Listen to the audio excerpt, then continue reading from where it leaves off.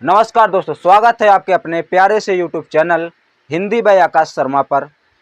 दोस्तों, आज हम लोग डिस्कस करेंगे हिंदी पेडागोजी यानी कि हिंदी शिक्षण शास्त्र के बारे में। दोस्तों, सीटेट में भाषा से दो पोर्शन होते हैं। पहला होता है भाषा 1 और दूसरा होता है भाषा 2। बहुत से लोग भाषा 1 में हिंदी और भाषा 2 में कोई अन्य भाषा ले लेते हैं, या बहुत से लोग भाषा 1 इंग्लिश और भाषा 2 क्या कर लेते हैं, हिंदी कर लेते हैं। दोस्तों, भाषा में चाहे 1 हो चाहे 2 हो, इसमें 30 नंबर का प्रश्न पूछा जाता है, जिसमें 15 नंबर का होता है पेडागोजी। आज हम लोग बात करेंगे हिंदी पेडागोजी के बारे में। आज का हमारा टॉपिक है भाषा अर्जन एवं अधिगम। आज के वीडियो में हम लोग जानेंगे अधिगम के बारे में, अधिगम के प्रकार के बारे में, फिर जानेंगे भाषा के बारे में, फिर भाषा अधिगम, भाषा अर्जन, फिर भाषा अधिगम और भाषा अर्जन में क्या अंतर है। फिर हम लोग जानेंगे भाषा अधिगम और अर्जन से संबंधित विद्वानों के क्या मत थे। तो शुरू करते हैं आज का अपना क्लास। अगर आप चैनल पर नए हैं तो चैनल को सब्सक्राइब, वीडियो को लाइक और शेयर करना ना भूलें अगर पसंद आए तो, और वीडियो को अंत तक जरूर देखें, तभी मज़ा आएगा। तो हम लोग पहले जानेंगे अधिगम के बारे में। अधिगम क्या होता है? इसको अंग्रेजी में हम लोग कहते हैं लर्निंग। इसका अर्थ होता है सीखना। क्या करना? सीखना। अगर हम कोई चीज़ सीख रहे हैं उसे क्या कहेंगे? अधिगम कहते हैं। अधिगम अथवा सीखना किसी स्थिति के प्रति सक्रिय प्रतिक्रिया यानी कि एक्टिव रिस्पांस को दर्शाता है। यानी कि जो अधिगम है, किसी भी स्थिति या सिचुएशन में जो हम लोग रहते हैं उसमें हमारा क्या प्रतिक्रिया होती है, उसी को क्या करता है? दर्शाता है, यानी कि उसी को इंडिकेट करता है। यह मानसिक प्रक्रिया है जो जीवन भर चलती है। यानी कि जो सीखना क्या एक मानसिक प्रक्रिया है। इसमें हम लोग क्या करते हैं? इसमें हम बुद्धि का इस्तेमाल करते हैं। सीखने में क्या करते हैं? बुद्धि का इस्तेमाल करते हैं और ये जीवन भर चलती रहती है। यानी कि सीखना कभी खत्म नहीं होता है, यह पूरी जीवन भर चलती रहती है।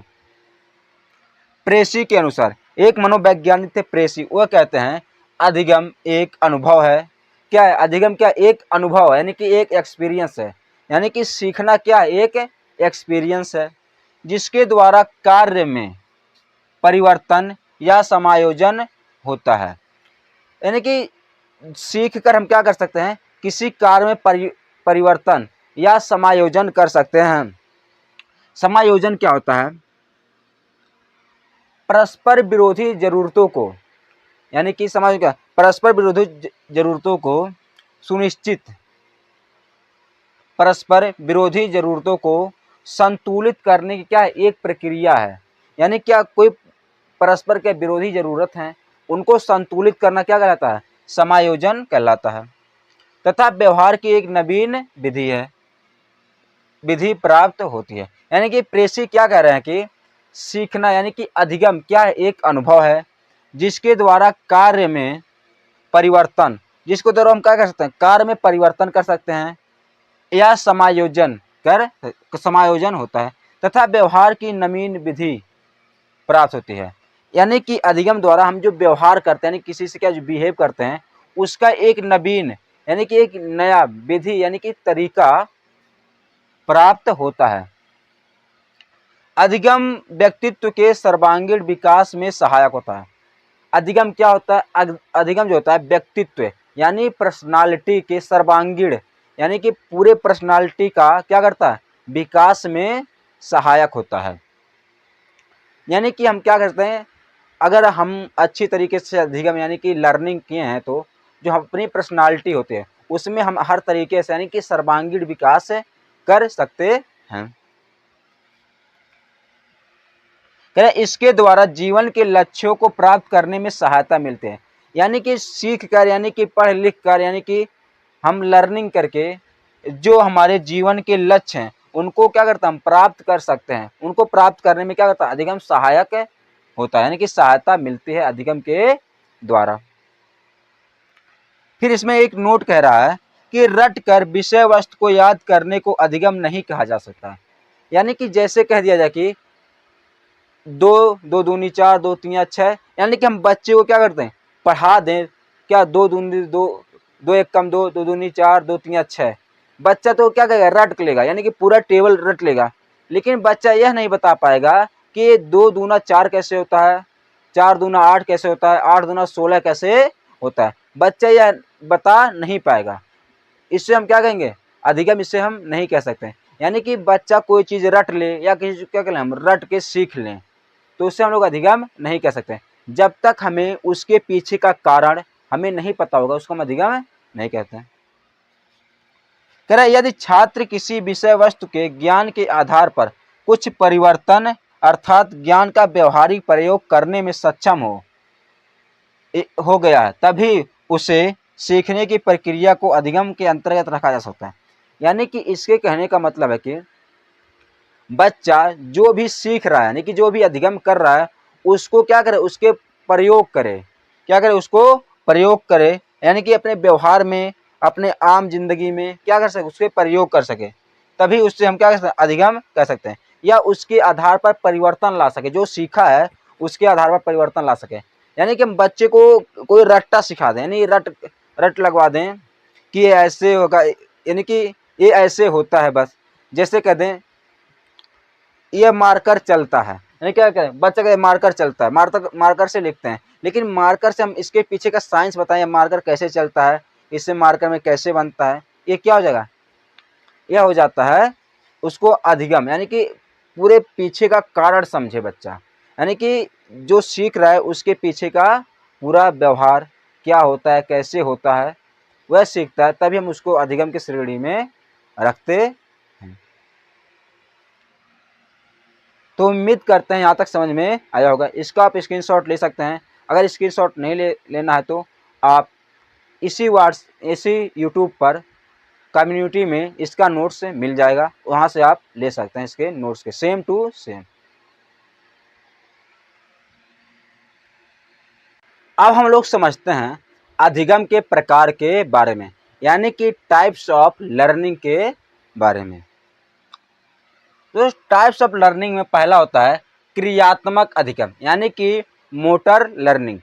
जो मोटर लर्निंग होता है, इसमें क्या होता है, बच्चे क्रियात्मक मतलब होता है क्रिया करके। जैसे कह दें बच्चा बाल्यावस्था में किसी वस्तु तक पहुंचने, जो बच्चा क्या होता है बाल्यावस्था में क्या करता है, किसी वस्तु तक क्या करता है, पहुंचता है, उसे पहचानने की कोशिश करता है तथा उसे समझने का प्रयास करता है, बिना किसी सहारे के खड़ा होना या चलने का प्रयास करना आदि साधारण गतिविधियां क्या होती हैं, क्रियात्मक अधिगम। जैसे कहते हैं बच्चा क्या होता है, शुरू में जब खेलता रहता है तो कोई चीज़ देखता है, ये तो मान लो क्या कोई जलने वाली वस्तु है, या कोई जैसे होता है गांव पर रहता है ढेबरी, दिया या लालटेन या कोई बल्ब देख जाए, तो बच्चा क्या करता है, उसे पकड़ने की कोशिश करता है या उससे वहां तक पहुंचने की कोशिश करता है, उसे पकड़ता है, यानी कभी कभी अगर कोई ध्यान है तो उसे पकड़ भी लेता है या उसे समझने की कोशिश करता है, यानी कि बच्चा देखते रहता है कि यह है क्या, वह चीज़ हो गया। फिर क्या, बिना सहारे खड़ा होना, बच्चा जब बड़ा होता है धीरे धीरे तो क्या करता है, बिना सहारे क्या होता है, खड़े होने की कोशिश करता है। पहले बच्चा क्या करता है, तख्ता, खटिया या दीवार पकड़कर खड़ा होने की कोशिश करता है, फिर बच्चा धीरे धीरे क्या करता है, बिना सहारे खड़ा होने की कोशिश करता है। फिर क्या करता है, धीरे धीरे जब खड़ा होने लगता है बिना सहारे के, फिर धीरे प्रयास करता है क्या, चलने का। तो इन्हीं सभी गतिविधियों को हम लोग कहते हैं क्रियात्मक अधिगम। यानी कि क्रियात्मक अधिगम क्या, क्रिया करके सीखना, उसे कहते हैं क्रियात्मक अधिगम। दूसरा होता है शाब्दिक या वाचिक अधिगम, यानी कि वर्बल लर्निंग, यानी कि इसमें बोलने के द्वारा क्या होता है, लर्निंग, या बोलना लिखना, ये सब बोलना इस प्रकार की लर्निंग में आता है वर्बल लर्निंग। यानी कि वाचिक अधिगम या शाब्दिक अधिगम, इसमें क्या करता है बच्चा, संकेतों, जो संकेत होते हैं, यानी कि किसी चीज़ का संकेत हो या कोई चीज़ का इशारा या चित्रों या शब्दों या अंकों आदि के माध्यम से सीखने की कोशिश करता है। यानी कि संकेत, चित्र, शब्द और अंकों, इन सभी के माध्यम से क्या करता है, बच्चा सीखने की कोशिश करता है। किसमें? वर्बल लर्निंग यानी कि शाब्दिक या वाचिक लर्निंग में। इस प्रकार के अधिगम में सार्थक तथा निरर्थक दोनों ही प्रकार के सामग्री का प्रयोग किया जाता है। यानी कि बच्चा जब बोलने की कोशिश करता है तो कभी कभी सार्थक शब्द, यानी कि ऐसे शब्द जिनका कोई अर्थ निकलता है, जैसे बच्चा कहता है पापा, मम्मा, इस प्रकार के शब्द बोलते क्या सार्थक शब्द होते हैं। लेकिन बच्चा ऐसे कई शब्द बोलता है जिसका अर्थ ही नहीं निकलता, हमें समझ में नहीं आता कि बच्चा क्या कहना चाहता है। तो बच्चा क्या करता है, यानी शाब्दिक या वाचिक अधिगम के दौरान क्या कभी सार्थक शब्दों का प्रयोग करेगा, यानी इसे सामग्री भी कहते हैं, या निरर्थक शब्दों या सामग्री का प्रयोग करता है। कभी कभी बोलेगा जैसे झप बोल दिया, उठ, खट, इन सब का ऐसे शब्द जिनका क्या अर्थ ना निकले उन्हें हम लोग कहते हैं निरर्थक, और जिनका अर्थ निकलता है उन्हें कहते हैं हम लोग सार्थक। तो इस प्रकार के बच्चे भी क्या करते हैं, शब्दों का प्रयोग करते हैं। कहता है इसमें वैज्ञानिक आविष्कार, यंत्रों और उपकरणों के निर्माण आदि का शिक्षण होता है। यानी कि बच्चा यानी जब धीरे धीरे क्या होता है, बड़ा होता है, सीखता है, तो हम लोग साइंस सीखते हैं, मैथ सीखते हैं, अलग अलग प्रकार के क्या हम लोग सीखते हैं। उसमें बच्चा वैज्ञानिक उपकरणों के बारे में सीखेगा, उनके निर्माण के बारे में सीखता है, अलग अलग चीज़ों के बारे में क्या करता है, सीखता है। जैसे कि बच्चे कोई चीज़, यानी बच्चे को मार कर दे दिया जाए तो क्या करेगा, मार कर पूरी तरह से खोल उल के इसमें कोशिश करेगा कि इसमें क्या है, क्या इसको अलग करें, इसमें क्या लगा है, क्या नहीं लगा है। इस प्रकार को भी शाब्दिक या वाचिक अधिगम कहते हैं। यह सरल से जटिल यानी कि सिंपल टू कॉम्प्लेक्स होता है। यानी कि बच्चा क्या करता है, पहले सरल जो प्रॉब्लम होते हैं, जो सरल समस्याएं होती हैं, यानी कि सिंपल प्रॉब्लम से होते हैं, उनको क्या करता है, उनको सॉल्व करने की कोशिश करता है। फिर धीरे धीरे जब सिंपल प्रॉब्लम सॉल्व कर लेता है तो धीरे धीरे कॉम्प्लेक्स यानी कि जटिल समस्याओं को सॉल्व करने की कोशिश करता है। यह होता है हमारा शाब्दिक या वाचिक अधिगम में। यानी कि पहले जो क्रियात्मक अधिगम था उसमें बच्चा क्या करता है, क्रियाओं के द्वारा सीखने की कोशिश करता है। जैसे हो गया खड़ा होना, किसी चीज़ के पास पहुंचना, या लालटेन या मोमबत्ती या कोई चीज़ जलता हुआ देख जाए, उसकी आंखों में चमक जाए, उसके तक पहुंचने की कोशिश करता है। फिर उसको अगर पकड़ लेता तो देखता है, उसे समझने की कोशिश करता है, बिना सहारे खड़ा होने की कोशिश करता है, या फिर चलने की कोशिश करता है। ये होता है क्रियात्मक अधिगम। फिर दूसरा होता है शाब्दिक या वाचिक अधिगम। इसमें बच्चा संकेतों, चित्रों, अंकों और शब्दों के माध्यम से सीखने की कोशिश करता है। यह इसमें सार्थक और निरर्थक दोनों शब्द शामिल होते हैं। इसमें बच्चा वैज्ञानिक यंत्रों, उपकरणों आदि के निर्माण का शिक्षण क्या करता है, इसमें होता है। फिर यह क्या होता है, सिंपल टू कॉम्प्लेक्स, यानी कि पहले सिंपल प्रॉब्लम को सॉल्व करेगा, फिर क्या कॉम्प्लेक्स यानी कि जटिल प्रॉब्लम को सॉल्व करने की कोशिश करता है। ये थे हमारे दो। और तीसरा प्रकार हम लोग पढ़ेंगे, इसको आप स्क्रीनशॉट ले सकते हैं। फिर हम लोग अधिगम के तीसरे प्रकार के बारे में जानते हैं। फिर उसके बाद हम लोग जानेंगे भाषा के बारे में, फिर भाषा अधिगम, फिर भाषा अर्जन के बारे में। अधिगम का तीसरा प्रकार है विचारात्मक अधिगम, यानी कि कॉन्सेप्चुअल लर्निंग। कॉन्सेप्चुअल लर्निंग यानी कि विचारात्मक अधिगम में जो व्यक्ति होता है, यह समाज के जो दैनिक अनुभव होते हैं, यानी कि समाज में जो जीवन के दैनिक अनुभव होते हैं, उनको देखकर या सुनकर सीखता है। व्यक्ति समाज में दैनिक जीवन के अनुभवों को देखकर या सुनकर एवं उस पर विचार करके क्या करता है, सीखता है। यानी कि इंसान जो होता है वह समाज में रहता है, समाज में जो घटनाएं घटित हो रही हैं, जो अच्छी चीज़ें, जो बुरी चीज़ें, क्या जो समाज में हो रही हैं, व्यक्ति जब उनको देखकर या सुनकर जो चीज़ें सीखता है और उस पर क्या करता है, विचार करता है, उसे हम लोग कहते हैं विचारात्मक अधिगम या कॉन्सेप्चुअल लर्निंग के अंतर्गत वह आता है। इस अधिगम में मनुष्य अपनी शारीरिक क्षमताओं की अपेक्षा मानसिक या बौद्धिक क्षमताओं का प्रयोग करता है। यानी कि व्यक्ति जो होता है कॉन्सेप्चुअल लर्निंग में, इसमें जो शारीरिक उसकी क्षमता है, यानी कि ऐसा व्यक्ति भी जिसके अंदर क्या जिसका शारीरिक उतना अच्छे से काम नहीं कर रहा, वो भी इस अधिगम का क्या कर सकता है, बहुत अच्छे से प्रयोग कर सकता है। जैसे वैज्ञानिक थे स्टीफन हॉकिंग, वो क्या, उनका पूरा शरीर क्या था, पैरालिसिस से ग्रस्त थे, उनका शरीर कार्य नहीं करता, लेकिन उनकी बुद्धि क्या कर रही थी, काम कर रही थी। उनका जो मानसिक था स्तर वो बहुत अच्छा था, वह काम कर रहा था। यह फिजिक्स के बहुत अच्छे, बहुत वैज्ञानिक थे। कुछ साल पहले इनका निधन हुआ था। तो यानी कि व्यक्ति इसमें शारीरिक क्षमताओं का प्रयोग नहीं करता है, लेकिन इसमें क्या करता है, इसमें मानसिक क्षमताओं का, यानी कि मानसिक यानी कि मेंटल या बौद्धिक क्षमताओं का प्रयोग करता है। तो हम लोग कितने प्रकार के, 3 प्रकार का अधिगम देखें। पहला था क्रियात्मक अधिगम। उसमें बच्चा क्या करता है, क्रियाएं कर कर सीखता है, जैसे उठना, बैठना, चलने की कोशिश करना, ये सब क्रियाएं करता था। दूसरा था शाब्दिक या वाचिक लर्निंग, जिसमें हम लोग सार्थक निरर्थक शब्दों का प्रयोग करते हैं, सिंपल टू कॉम्प्लेक्स जाते हैं। वो सब लर्निंग क्या था, उसमें चित्रों के माध्यम से, संकेतों के माध्यम से, शब्दों के माध्यम से और अंकों के माध्यम से सीखने की कोशिश की जाती थी। और तीसरा है हमारा विचारात्मक अधिगम। इसमें क्या था, इसमें जीवन के दैनिक अनुभव से देखकर, उनको सुनकर, उन पर विचार करके हम लोग सीखते हैं।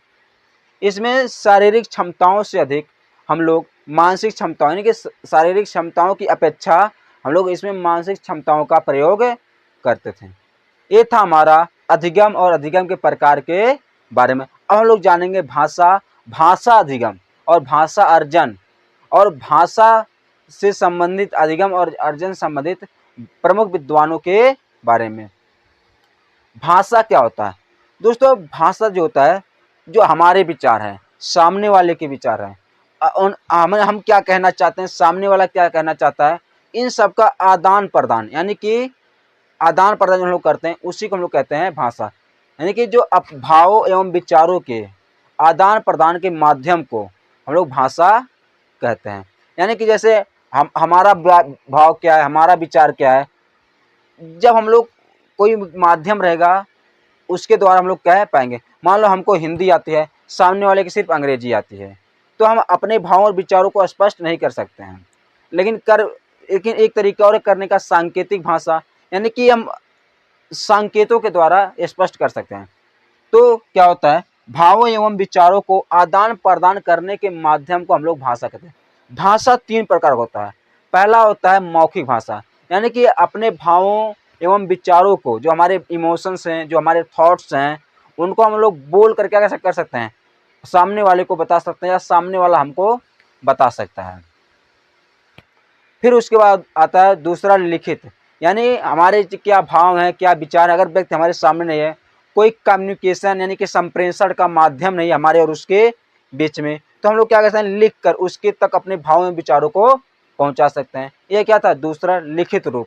और तीसरा होता है सांकेतिक। अगर हम, कोई व्यक्ति ना लिख सकता है, ना बोल सकता है, ना सुन सकता है, तो वह क्या करेगा, संकेतों के माध्यम से, या कभी कभी व्यक्ति बोलने वाला या पढ़ा लिखा व्यक्ति भी क्या सांकेतिक भाषाओं का प्रयोग करता है, यानी कि एक इशारे के जरिए, एक शारीरिक संकेत के द्वारा, या मानसिक या चेहरे के भाव के द्वारा हम सामने वाले के अपने भाव और विचार को बता सकते हैं। तो भाषा के 3 प्रकार होते हैं। पहला है मौखिक भाषा, जिसे हम लोग बोलकर विचार व्यक्त करते हैं। दूसरा लिखे, जिसे लिखकर। और तीसरा है सांकेतिक भाषा। तो उम्मीद करते हैं यहाँ तक समझ में आया होगा। अगर समझ में आ रहे हो तो वीडियो को लाइक, चैनल को सब्सक्राइब करना ना भूलें। इसका आप स्क्रीनशॉट लीजिए। फिर हम लोग आगे पढ़ते हैं भाषा अधिगम और भाषा अर्जन और उनके अंतरों के बारे में।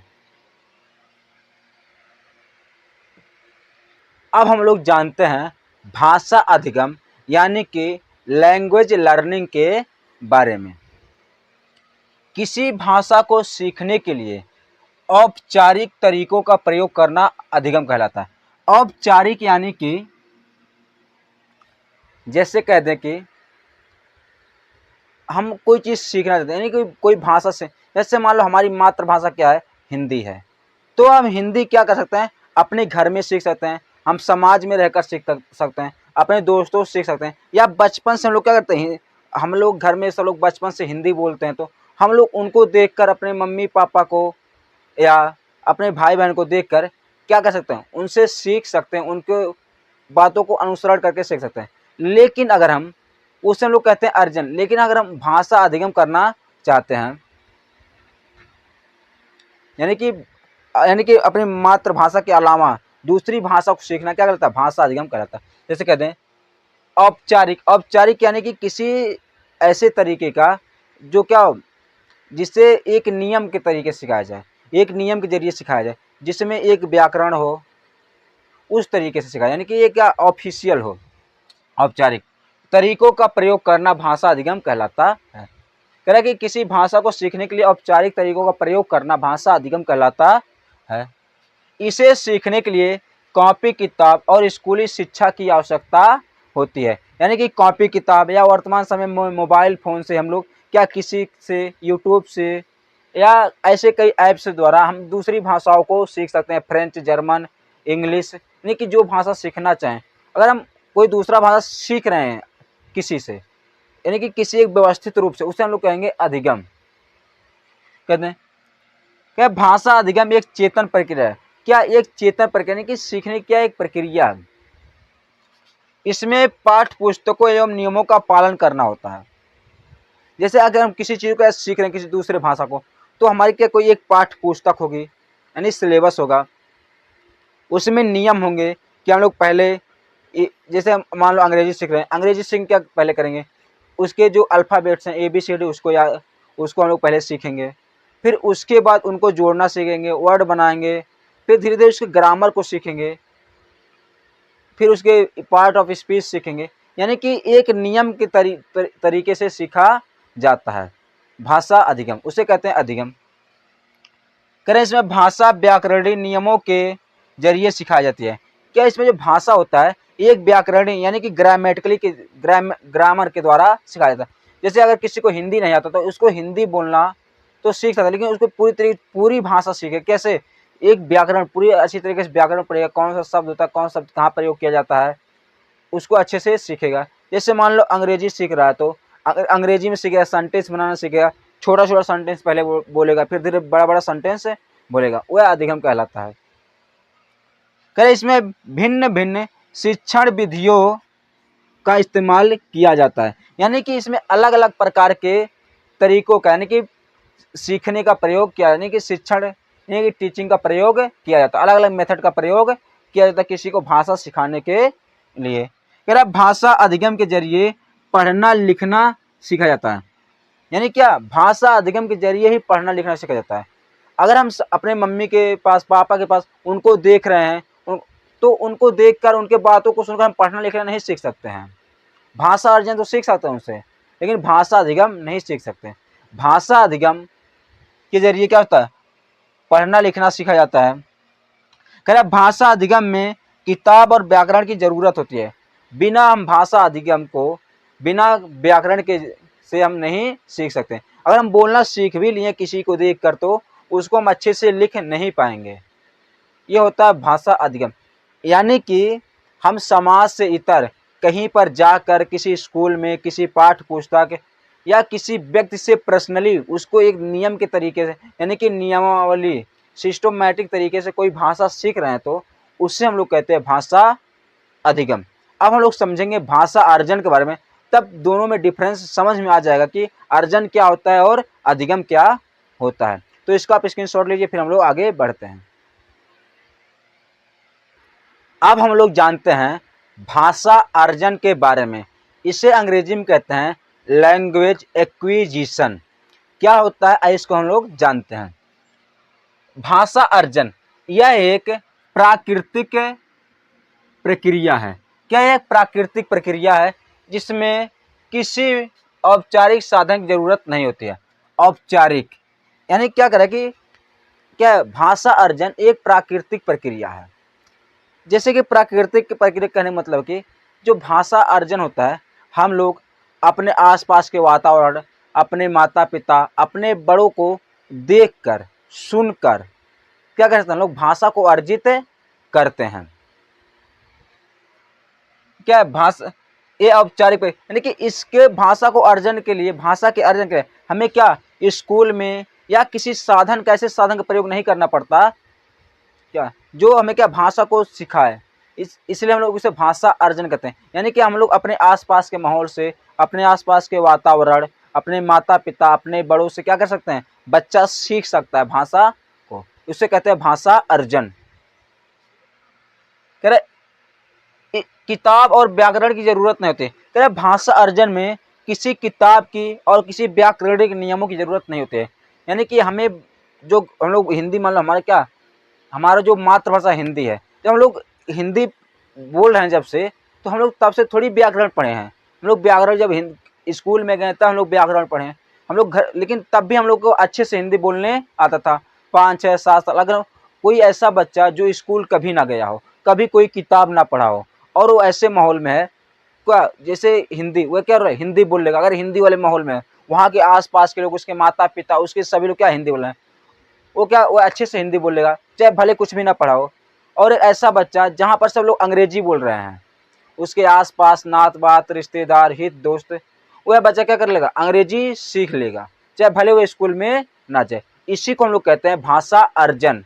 यानी कि इसमें किसी औपचारिक साधन की आवश्यकता नहीं पड़ती। अपने माता पिता, अपने बड़ों को देखकर, उनको सुनकर क्या कर लेता है, सीख लेता है।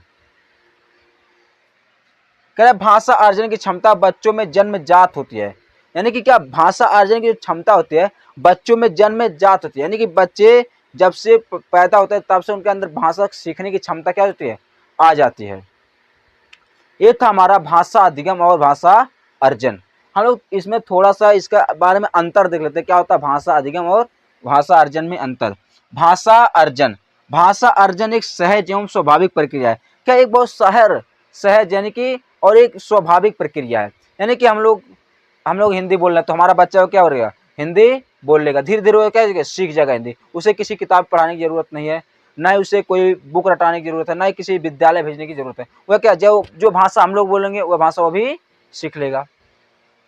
फिर क्या, इसमें एक कह रहे भाषा अर्जन में बच्चे घरेलू माहौल में भाषा के नियमों को आसानी से सीख लेते हैं। यानी जो भाषा के नियम हैं, यानी कि कब हम लोग आप बोलेंगे, कब तुम बोलेंगे, ये सब, कब क्या शब्द का प्रयोग होगा, कब हम लोग कब लगाएंगे, कब क्यों लगाएंगे, कब प्रश्न पूछेंगे, कब जवाब देंगे, इन सब जो नियम हैं बच्चा घरेलू माहौल में, नहीं घर में रहकर क्या सकता है, अपने आसपास के माहौल से क्या सीख लेगा। इसी को हम लोग कहते हैं भाषा अर्जन। फिर भाषा अधिगम एक सचेतन यानी कि चेतन प्रक्रिया, यानी कि इसको सीखने के लिए हमें किसी न किसी माध्यम का प्रयोग करना पड़ेगा। किसी किताब का, व्याकरणिक नियमों का, विद्यालय का, किसी शिक्षण संस्थान का हमें प्रयोग करना ही पड़ेगा। भाषा अधिगम में बच्चे औपचारिक रूप से विद्यालय या शिक्षण संस्थानों में भाषा के नियमों को सीखते हैं। इसे क्या, औपचारिक रूप से हम क्या भाषा सीख रहे हैं, इसमें बच्चा को पता नहीं रहेगा कि क्या जो भाषा बोल रहे हो भाषा सीख जाएगा, लेकिन इसमें कौन सा भाषा में सीखना है एक औपचारिक होता है। तो ये था हमारा भाषा अधिगम और अर्जन। हम लोग कल के वीडियो में पार्ट 2 में इसको समाप्त करेंगे। कल के वीडियो हम लोग भाषा अधिगम और अर्जन के बारे में जो अलग अलग वैज्ञानिकों के मत हैं, जैसे चॉम्स्की, पियाजे, वाइगोत्स्की, इन सब के क्या मत थे, इन सब को लेकर कल के वीडियो में जानेंगे। और कल के वीडियो में पार्ट 2 में भाषा अधिगम एवं अर्जन को समाप्त करेंगे। तो अगर वीडियो पसंद आए तो वीडियो को लाइक, चैनल को सब्सक्राइब करना ना भूलें। ऐसे और अधिक वीडियो के लिए बहुत बहुत धन्यवाद। जय।